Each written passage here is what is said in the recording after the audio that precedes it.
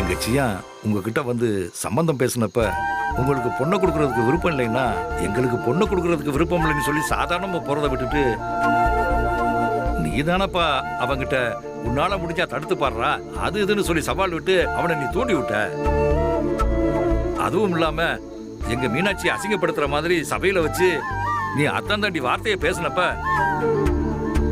இறந்தாரி பையன் அவன் அவங்க அம்மாவை அப்படி பேசுறத பார்த்துட்டு சும்மா இருப்பானா? ஏதோ வயசு வேகத்துல இப்படி ஒரு காரியத்தை பண்ணிவிட்டாயா? அதுக்குதான் அந்த வயசு வேகத்துல பண்ண காரியத்துக்கு சட்டப்படி என்ன தண்டனை கிடைக்கணுமோ அது கிடைக்கணுங்கிறதுக்காக தான் அவன் மேல கேஸ் கொடுத்து அவனை பிடிச்சி உள்ள தள்ளி இருக்கு.